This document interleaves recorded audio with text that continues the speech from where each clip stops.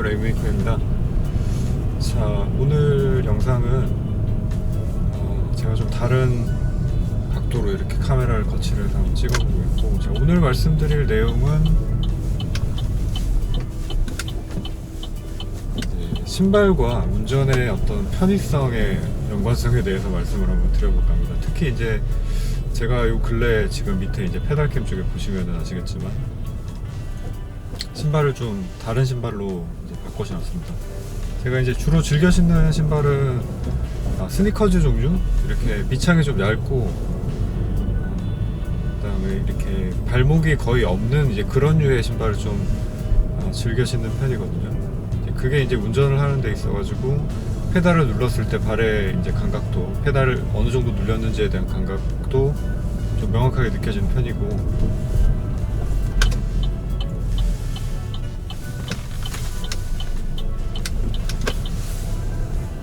그 다음에 이제 발목이 이렇게 발목까지 올라오는 그런 신발을 제가 운전할 때는 별로 안 신는 이유가, 아무래도 발목 움직임이 조금 제한을 받는 그런 느낌들이 사실 있어서, 이제 그런 몇 가지 이유 때문에 좀 낮은 신발, 위창이 좀 낮은 신발과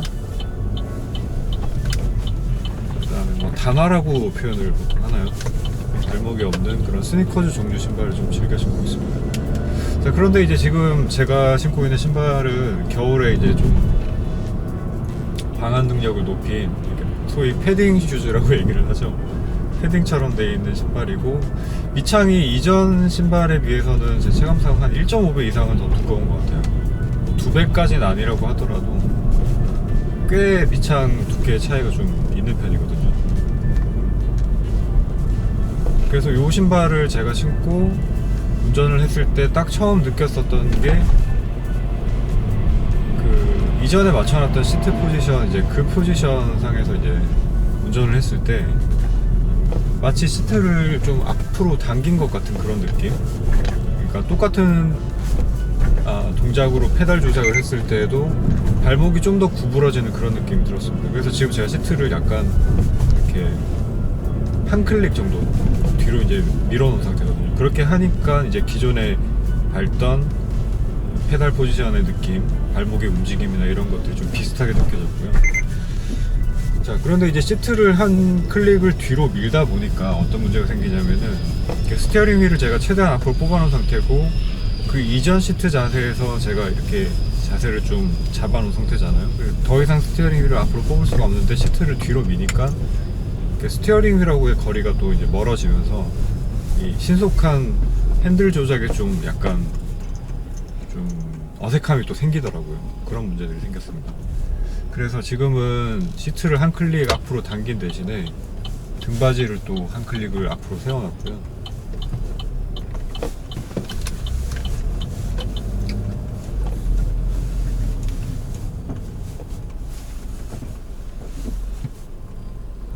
그렇게 해서 지금 이제 자세를 잡아놓은 상태인데, 자, 제가 이제 몇 가지 신발 종류에 대해서 운전을 할 때, 특히 이제 수동 운전을 하시는 분들 같은 경우에는 소위 이제 저는 힐앤토를 평상시에도 일상 주행을 할 때도 이제 즐겨 사용을 하는 편이니까, 힐앤토를 사용을 하다 보면은 아무래도 이게 시트가 정말 낮게 내려가서 이렇게 스포츠카처럼 거의 바닥에 약간 붙어서 살짝 눕는 느낌으로 운전을 하는 그런 차가 아닌 경우에는 이 무릎 각도가 거의 지금 저 시트를 밀었음에도 불구하고 한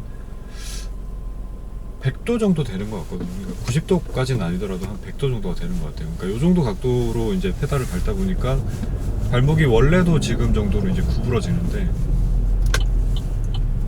힐앤토 조작을 하려고 하다 보면은 브레이크를 밟은 상태에서 이제 뒤꿈치로 이 악셀을 쳐야 되죠. 그렇기 때문에 그 동작을 하는 데 있어서 발목이 평소 때보다 더 많이 구부러지게 됩니다. 그래서 원래도 이제 그런 동작들이 불편할 수밖에 없는데, 제가 그 이전에 신었던 신발 중에서 좀 발에 딱 맞는 신발이 있었어요. 그러니까 신발을 조금 여유있게 제가 신는 편이거든요. 여유있게 신는 편이고, 걸어 다닐 때 신발이 좀 압박을 안 가는 그런 느낌을 좋아하는 편인데, 이제 발에 딱 맞는 신발을 신다 보니까 이 걸어 다니는 느낌도 약간 위화감이 좀 있는 편이었는데, 특히 이제 운전을 할 때 그런 부분들이 좀 크게 오더라고요. 제가 힐앤토를 하려고 신발을 갈아 신은 상태에서 브레이크를 밟고 뒤꿈치를 딱 이렇게 들어서 발목을 구부려서 이 악셀을 치려고 하는 그 동작을 하는 순간 발목이 잘 안 구부러진다라는 어떤 그런 느낌이 바로 들어왔습니다. 그러면서 이런 신발을 신고는 이렇게 수동운전을 내가 하는 것처럼 하기는 좀 어렵겠구나. 그러니까 일상운전을 하는 것들에서, 그러니까 뭐 힐앤토나 이런 기술들을 뭐 전혀 쓰지 않고 일상운전을 하는 영역 내에서는 뭐 그렇게까지 불편한 부분은 없는데, 이제 발목을 좀 많이 구부려야 되는 동작을 제가 주로 하고 있으니까 이제 그런 동작을 하는 데 있어서는 좀 많이 불편하더라고요. 그래서 이제 그런 신발들, 그 다음에 또 이제 밑창이 두꺼운 신발을 제가 신어봤을 때 느꼈었던 부분들이, 지금 이 신발도 마찬가지예요. 이 신발도 밑창이 좀 아까 말씀드렸듯이 좀 두꺼운 편이잖아요. 그래서 브레이크를 밟았을 때, 특히 이제 악셀을 밟았을 때 출발할 때 그 타이밍에서 이전에는 악셀을 밟는 느낌이 좀 났어요. 그러니까 신발 밑창이 얇아서 아마 그랬지 싶은데, 악셀을 밟는 느낌이 그래도 좀 미묘하게나마 좀 나는 편이었었는데, 처음 이 신발로 지금 갈아 신고 나서 제가 운전을 했을 때, 처음에 출발할 때 악셀 느낌이 좀 잘 안 났습니다. 그러니까 원래 이 쉐보레 차들 악셀 반응이 현대 기아 차들에 비해서는 조금 둔감한, 초기 반응이 좀 둔감한 느낌이 있긴 하거든요. 이제 그럼에도 불구하고 지금 제가 이 차를 타는데 그 악셀을 어떤 섬세하게 누르는 데 대한 감각이 이전에 밑창이 얇은 신발을 신을 때보다 좀 덜해진 느낌이 들어서, 그러니까 사이에 어떻게 보면은 깔창 한 두어 개 정도를 더 된 느낌이라고 해야 될까요? 좀 그런 느낌이 들어가지고 출발할 때 RPM이 약간 더 올라가는 그런 느낌이 처음에 좀 있었습니다. 그러니까 이게 적응하는데 시간이 약간 필요했어요. 제가 신발 갈아 신고 지금 대전 왔다 갔다 할 때도 지금 이 신발을 신고 일부러 적응을 좀 해보려고 제가 왔다 갔다 했거든요. 근데 확실히 평소 때보다는 RPM이 약간 더 올라가는 느낌이 들었고, 근데 그래서인지 모르겠지만 이게 출발할 때는 사실 RPM을 좀 어느 정도 약간 높게 써줘야 되는데, 제가 거의 진짜 차가 움직일 정도로 RPM만 살짝씩 주면서 출발하는 건 아마 제 영상을 많이 보신 분들은 아실 거예요. 그러니까 RPM을 거의 많이 안 띄우고 출발을 하는 편인데, 그러다 보니까 출발할 때 항상 약간 차가 좀 힘이 없다, 혹은 출발할 때 이제 정지해 있다가 가는 시점이니까 RPM을 약간 높여서 반클러치를 연결을 해주면은 차가 좀 더 부드럽게 움직이게 될 텐데, 제가 그렇게 운전을 하지 않다 보니까 약간 처음에 꿀렁거림이 항상 있었어요. 근데 이제 이게 어떻게 보면은 예상 밖의 결과라고 해야 될까, 이 신발을 좀 밑창이 두꺼운 거 신고 운전을 하다 보니까 악셀을 섬세하게 조작하는 느낌이 좀 덜 전해지는 바람에 생각보다 악셀 좀 많이 밟게 되고, 그 덕분에 약간 부드러운 출발이 가능해졌다고 해야 될까요? 이제 그런 부분들이 좀 생겼습니다. 그리고 클러치는 오히려 크게 느낌의 변화는 없었습니다. 그러니까 반클러치를 붙이는 데 있어가지고 신발을 두껍게 신어가지고 뭐랄까 타이밍을 잘 못 잡겠다, 그런 느낌은 별로 없었고요.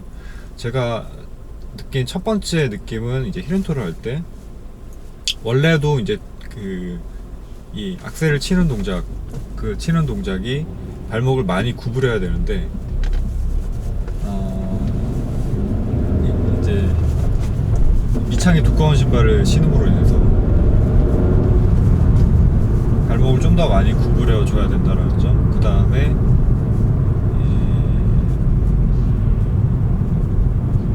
이 악셀 조작, 그러니까 브레이크 조작은 사실 상대적으로 좀 덜한 느낌이었고요.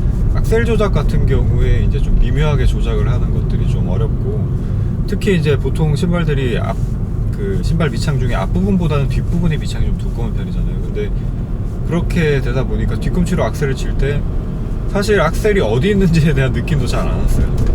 그러니까 얇은 신발을 신고 좀 가벼운 신발, 그러니까 무게의 차이도 좀 작용을 하는 것 같고요. 좀 가벼운 신발을 신었을 때는 이렇게 들어가지고 가볍게 뒤꿈치를 딱 치는 동작으로 이 블리핑 양을 뭐 조절을 하는 게 뜻대로 가능했었는데, 지금 이 신발 같은 경우에는 제가 아직도 좀 적응을 하고 있는 중이거든요.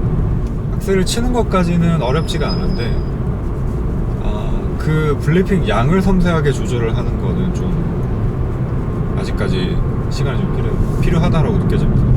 그리고 제일 큰 문제점은 이 뒤꿈치를 들었을 때 악셀의 감이 전혀 안 와요. 그러니까 뒤꿈치를 악셀 칠 때 이 정도의 악셀이 있겠지라고 생각을 해서 제가 이렇게 치고 있기는 한데 그게 맞을 때가 있고 잘 안 맞을 때가 있고 또 이렇게 되더라고요. 제가 이제 운전을 하면서 보여드릴 텐데.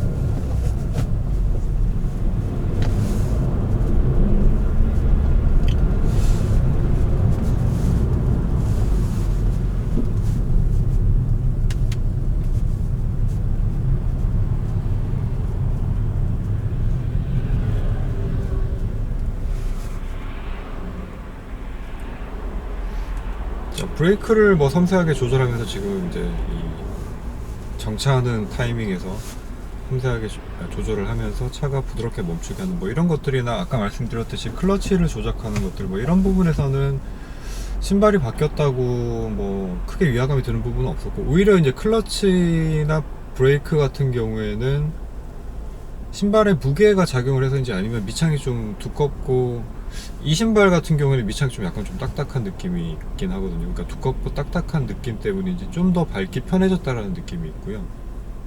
그러니까 브레이크 조작할 때는 사실 제가 악셀 조작하는 것만큼 섬세하게 그렇게 브레이크를 악셀만큼은 조작을 하는 게 아닌 것 같은데, 그래서 그런 건지 차의 움직임을 더 보고 브레이크를 밟는 정도로 조작을 해서 그런 건지 위화감은 없었고, 클러치도 마찬가지 이렇게 밟고 반클러치를 붙이는 데 있어서 뭐 어떤 조작의 위화감이나 이런 건 전혀 없었습니다. 근데 이제 이 특정 동작 히렌토를 구사를 하는 데 있어서는 위화감이 그 부분이 가장 많이 들었고요. 그 다음에 이제 출발할 때 악셀 조작, 이 RPM을 섬세하게 컨트롤하는 요게 조금 감이 안 오는 부분이 있어요. 그러니까 요게 어느 정도 밟아야지. 지금도 제가 타코미터를 보면서 이렇게 하고 있는데 이게 직관적으로 발에 느낌이 없어요. 그러니까 이게 밑창이 얇은 신발을 신을 때는 요 정도 밟으면 악셀이 어느 정도 밟히는구나 라는 느낌이 있는데, 이게 밑창이 좀 두꺼워진 신발을 신을 때는 또 이제 상대적으로 좀 딱딱한 밑창의 신발을 신을 때는 요 느낌이 별로 없다라는 점. 그 다음에 이제 몇 가지 신발군을 제가 한번 놓고 비교를 해볼까도 생각을 했었는데, 제가 뭐 신발을 다 가지고서 여기서 보여드릴 수는 사실 없는 노릇이니까 일단은 제가 신어본 그 몇 가지 신발 중에서 보통 우리가 이제 수트를 입거나 정장을 입을 때 구두를 신죠. 근데 구두 같은 경우에 이제 전형적으로 좀 발에 불편한 신발이라고 볼 수가 있잖아요. 그런 신발을 신었을 때 느낌도 지금 어떻게 보자면 그것보다는 이 신발이 더 편한 신발임에도 불구하고 약간 비슷한 구석이 있습니다. 그러니까 밑창의 딱딱함 정도, 그 다음에 이제 발등을 압박하는 정도, 이 두 가지가 페달 조작을 하는 데 있어가지고 끼치는 영향이 가장 크다라고 저는 느껴집니다. 약 500m 전방에서 신호와 과속에 주의하십시오. 제한 속도 60km입니다. 자, 지금은 제가 이제 히렌토를 사용을 할 때 웬만큼 자연스럽게 됐어요. 그러니까 이게 처음에 느꼈었던 이 위화감을 가지고 이제 운전을 계속 하면서 또 적응하기 위해서 나름 제가 노력을 지금 계속 했잖아요. 거의 운전한 시간으로만 따지면은 대전 내려갈 때 제가 한 6시간 정도, 올라올 때 한 3시간 정도, 그 다음에 이제 뭐 그 사이사이에 운전을 했었던 것들 뭐 이런 거 포함하면은 한 12시간 뭐 요 정도가 대충 될 것 같은데, 한 12시간 정도 운전을 하다 보니까 그래도 웬만큼은 적응이 됐다고 볼 수 있습니다. 근데 이제 이 히렌토를 하기 위해서 이제 이 발꿈치를 든 상태에서 이 브레이킹을 할 때 좀 전에도 이제 딱 한 부분에서 생각보다 좀 브레이크가 많이 밟혔어요. 그러니까 얇은 밑창의 신발, 가벼운 신발을 신었을 때는 블리핑을 하는 동작에서도 브레이크를 좀 세심하게 조절을 할 수가 있었는데, 그냥 멈추거나 그냥 브레이크만 밟아서 감속을 하거나 하는 부분에서는 뒤꿈치를 땅에 대고 조작을 하기 때문에 신발의 어떤 밑창의 두께, 무게 이런 것들이 그다지 크게 와닿진 않았었는데, 이제 히렌토를 하는 동작에 있어서는 밑창의 딱딱함 정도라든지 무게 뭐 이런 부분들이 브레이크 조작을 좀 섬세하게 하는 데 있어서는 영향을 끼치는 것 같습니다. 그래서 이제 그걸 제어하기 위해서는 지금 힘이 들어가는 부위를 보니까 이 허벅지 쪽에 힘이 좀 많이 들어가는 것 같아요. 그래서 이 부분을 좀 더 섬세하게 컨트롤을 해야지 이게 브레이킹 힐앤토 할 때 브레이크 컨트롤이 좀 가능할 것 같고, 그런 부분들을 빼고는 그래도 이제 한 70% 정도는 제가 적응이 됐다라고 보여지고요. 그 다음에 오히려 이제 블리핑 같은 경우에는 좀 많은 양을 블리핑 하기에는 이쪽이 훨씬 더 편한 느낌이 있습니다. 그러니까 뭐 제가 시내 주행하면서 그냥 500rpm 미만으로 이렇게 블리핑을 하는 정도, 이 정도가 오히려 지금 이 신발에서는 어렵고, 밑창이 얇은 이전에 신던 신발에서는 좀 쉬운 편이었는데, 지금은 이제 그 반대가 된 거죠. 고속에서 뭐 힐앤토를 하거나 브레이크를 좀 강하게 밟으면서 많은 양의 블리핑을 하거나 할 때는 이 신발이 오히려 좀 편하다라는 느낌이 있고요. 근데 이제 시내 운전하기에는 이런 신발은 좀 불편하다는 느낌이 있습니다. 자, 그래서 이제 요약을 한번 해볼게요. 뭐 운전을 하시는 분들이 뭐 드라이빙 슈즈라는 걸 따로 신으시는 분들도 계실 거고, 뭐 그 중에는 그 레이싱 슈즈라고 하나요? 그 레이서들이 신는 그런 신발들 있죠. 뒤꿈치가 이렇게 그 바닥면부터 밑창이 발 바닥면부터 시작해서 뒤꿈치 정도까지 감싸게 이렇게 올라오는 그런 신발들. 제가 신어보지 않아서 착화감은 잘 모르겠는데, 이제 분명히 가볍고 아마 밑창도 좀 얇은 편이지 않을까라는 생각이 듭니다. 이제 그런 신발들을 뭐 신고 운전을 하시는 분들도 계실 텐데, 일단 수동 운전을 하실 때 지금 뭐 힐앤토를 또 특히 계속 연습을 하시는 분이 잘 안 되는데 계속 연습을 하시는 분이 계시다면은 그게 신발 때문일지도 모른다는 말씀을 드려보고 싶습니다. 그러니까 좀 가볍고, 그 다음에 발목 움직임의 제한이 최소화될 수 있는, 그러니까 발목 움직임을 편하게 할 수 있고 가볍고 밑창이 얇은 종류의 신발을 신고 한번 운전을 해보시면 그 이전과 좀 많이 다르다라는 생각이 아마 드실 수도 있어요. 그러니까 제가 요거 신발을 이전에 그런 신발을 신다가 좀 다른 신발을 신어보면서 느낀 점을 지금 말씀을 드리는 거고요. 물론 이제 어떤 신발을 신던지 지금 저도 한 12시간 정도 운전을 하면서 적응을 한 것처럼, 적응을 하면 뭐 또 거기에 맞춰서 다 운전을 하게 되는 것 같습니다. 제가 또 구두를 신고 운전을 한다 그러면은 또 운전을 또 거기에 맞춰서 하게 될 것 같고요. 근데 이제 분명히 편하고 좀 덜 불편하고의 차이는 확실히 있다라는 거죠.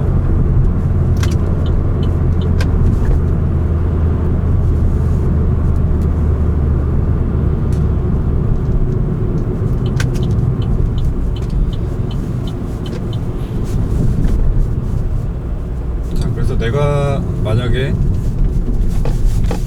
좀 이런 부분도 영향이 있는 것 같아요. 그러니까 신발을 좀 크게 신는 분들도 계시잖아요. 그래서 이렇게 자기 발보다 좀 크게 신으면 아무래도 신발 속에서 발이 이렇게 좀 따로 노는 그런 부분들이 있을 테니까, 그런 부분들도 이제 뭐 일상적인 운전을 하면서 그냥 브레이크 밟고 뭐 악셀 밟고 이 정도에서는 뭐 영향을 끼칠 부분이 거의 없다라고 보여지지만, 이제 힐앤토 같은 것들을 연습을 하실 때는 신발이 내 발에 잘 맞는지 그 부분도 좀 중요하게 작용을 할 것 같습니다. 발에 잘 맞지 않으면 뭐 이렇게 뒤꿈치를 움직여가지고 악셀 치는 동작이나 아니면 브레이크를 밟는 데 있어서도 좀 미스가 날 것 같거든요. 그래서 그런 부분들까지, 그러니까 신발을 내가 가지고 있는 신발들 중에서 제일 편하고 발에 잘 맞으면서 가벼운 신발이 있다면 그런 걸로 한번 운전을 또 해보시고 연습을 해보시면은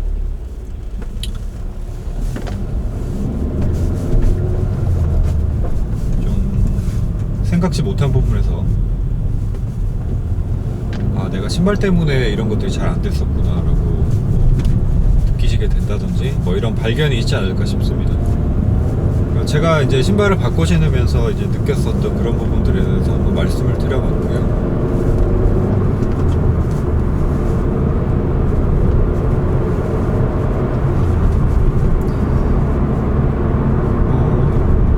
영상 보시고 뭐 궁금하실 만한 내용이 있어요. 근데 지금 내용에서는 사실 궁금해할 만한 내용이 없지 않을까 싶긴 한데,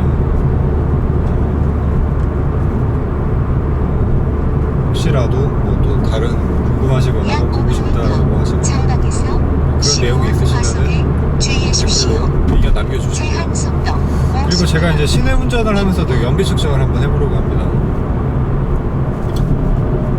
이제 연비 같은 경우에는 정확한 비교는